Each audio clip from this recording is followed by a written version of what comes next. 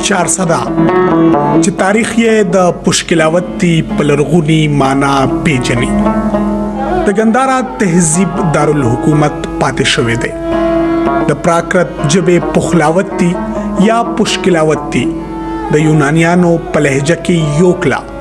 چې ورته د سنسکرت په پخوانو نسخو کې پشکلا ویلي شوی دی د برسنډې د ګلونو د خار معنی لري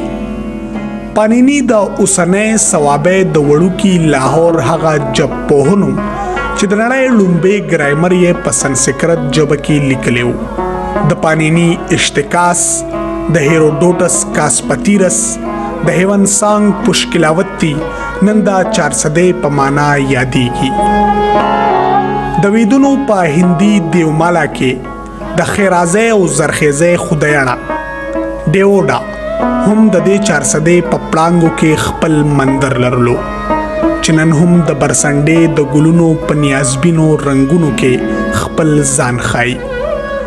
دغه رنګ دا ویدونو د لیکونکو مهان رشي وشوا مترا هم د 400 د رزړو اوسیدونکو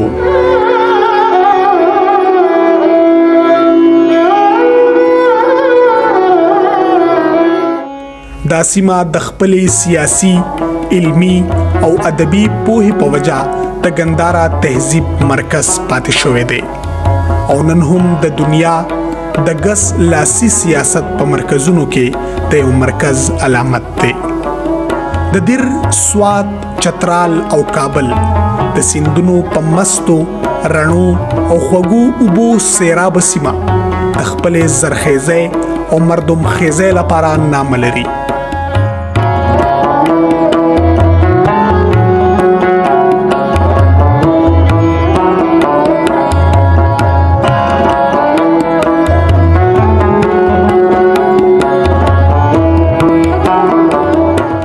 تاریخ گواه دی چې د پیړو راهسې لخرې او قافلې په دې لارو کوڅو تلې راغلي دي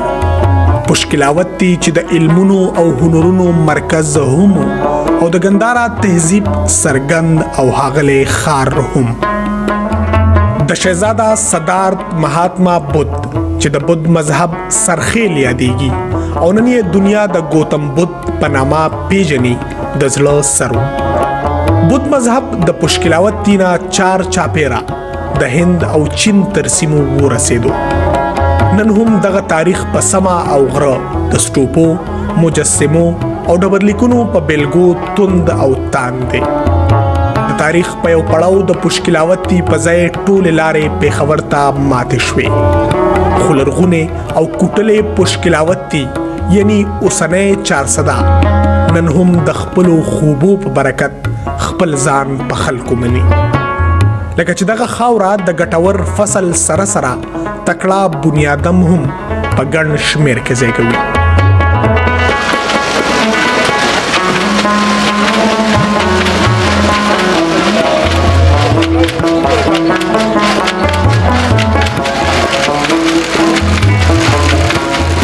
اشتکاس کاسپتیرس پشکلاوتی د وختونو ډیر نازونه هم لیدلې دي او د ډیرو غزارونو پرهرونه هم په خپل وجود زغملې دي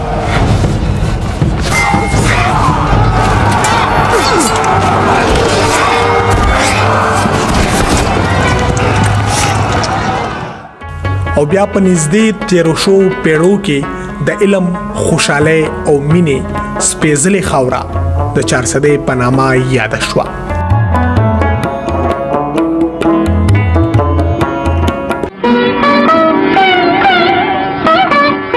فرنګیانو چې کله په برصغیر پاکو هند حمله وکړه او بیا د پښتنو د خاورې مخ وکړه د افغانستان نه شوکېدلې پښتونخوا چې د پنجاب برخه ګرځولې شوې و په کال 1901 کې د شمالي مغربي سرحدي صوبې په ځانګړې نامه یاد شوه په دغه زمانہ کې پنړای کې د فرنګیانو بادشاہي دومره غزیدلې و چې د یوې وینا تر مخه پکې نور نډوبېدو دلته د اشنغر 400 په خاوره په تورنګزو کې په یو علمی کورنۍ کې د انګريز سامراج په ضد عملی جدوجہد کوونکې حاجی صاحب تورنګزی پیدا شو چا چې نه صرف د انګریز سامراج په ضد د جهاد عملی لار خپله کړه بلکې دې سره سره حاجي صاحب تورنګزی د پښتنو د تعلیمي بندوبست لپاره په لومړي ځل دلته د مدرسو د جوړولو باقاعده انتظام هم وکړو د پښتنو د معاشرې نه د غلطو رسمونو رواجونو د ختمولو لپاره هم حاجي صاحب تورنګزی نه هېرېدونکي ستړی کړي دي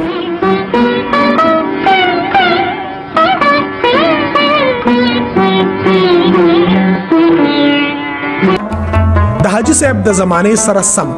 هم د چارسدې په اوتپانزو کې د جندي د سیند په غاړه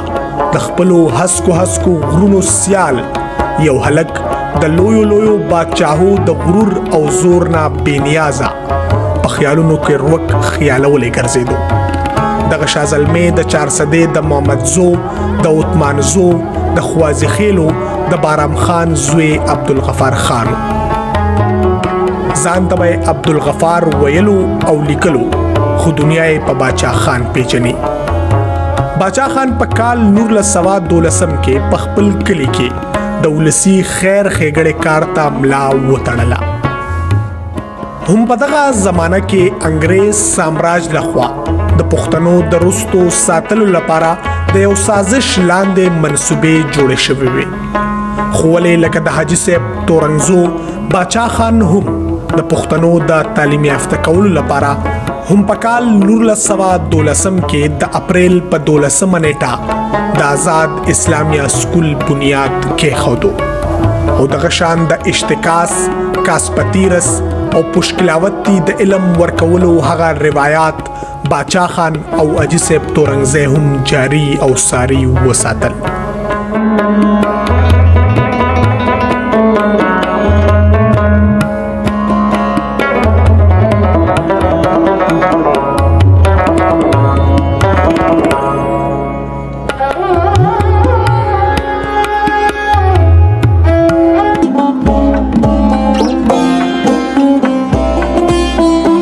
د چارسدې خاوره په ډیرو حوالو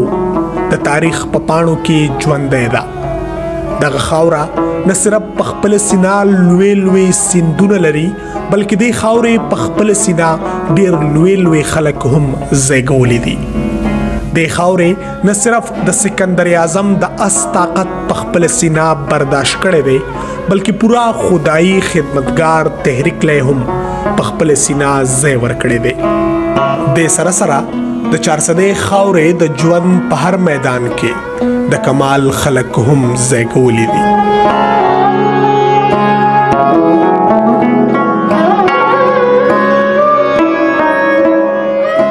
د خان عبدالولي خان د لوړ شخصیت نه واخله تر حیات محمد خان شرپو او بیا په علمی میدان کې مولانا شمس الحق افغانی نه تر د شیخ الحدیث مولانا حسن جان صاحب پورې خلک دغه زرخیز خاورې زیږولي دي همدا شان د آزادۍ د تحریکونو سره دغه خاورې د مزدورانو او کسانانو تحریکونو له هم په خپل سینه ځای ورکړی دی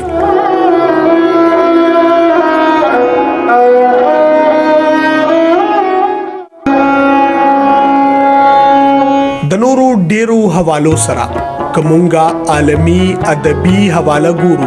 نو د چارسدې خاورې د کلاسیکی شاعر علي خان راواخلا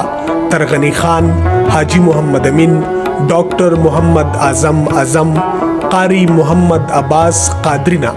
تر د پښتو د غزل د علامت اکرام الله ګران پورې مونږ دا تسلسل وینو چې پورا په جوبن او مستی سره مخ پروان دی روان دی او د خاورې په ادبي دنیا کې هم ځلنده ستوري زیږولي دي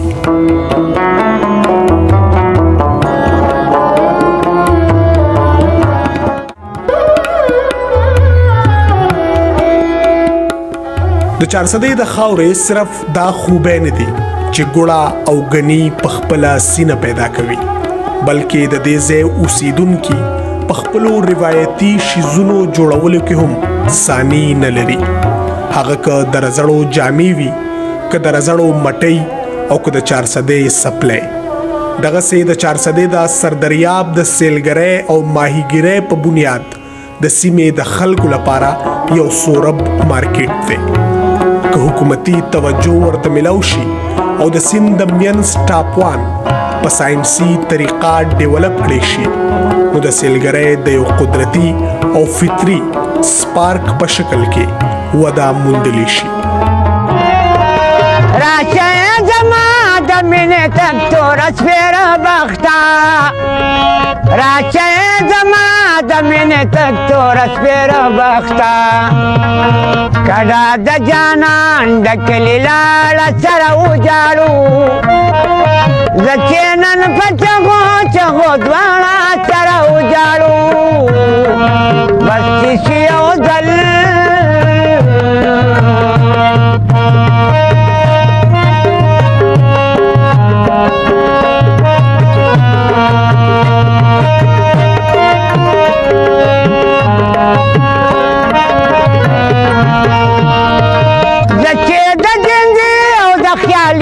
سره سیالي وکړو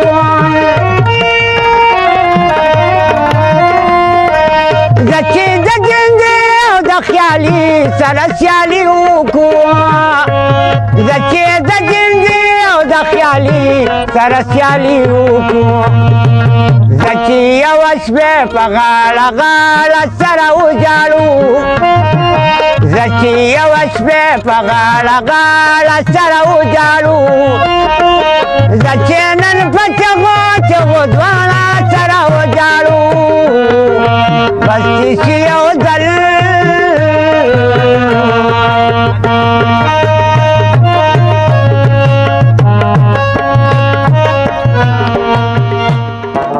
دغه شان غني خان ډیری د دې سیمې د تاریخي آرکیټیکچر او نوادراتو مرکز کېدلی شي. دلته د عبدالولي خان سپورټس کمپلیکس موجودګي دا امکانات هم زیاتوي چې مستقبل کې د دې سیمې زلمي او پیغلې د لوبو په میدانونو کې نړیواله پیژنګلو ترلاسه کولی شي. د ګندارا تهذیب د دارالخلافې په حیثیت د دې سیمې علمي مرکزیت یو ځل بیا زموږ پر روان دی د باچا خان پوهنتون 400 په شکل کې مخې ته راغلی دی چې د 400 د مقامی طالب علمانو هلکانو او جنکو نه علاوه د 400 د گاونډي ضلعو او نورو صوبونو هم د علم تږي د 400 د خیرازه علمي خاورې درشل تراولي او دلتنا د علم درنا ساس کی ځان سره وړي. خود د خاورې د ټولو نه لوی خاصیت دا دی چې تاریخ د اول ورځې نه د علم مرکز پاتې شوی دی.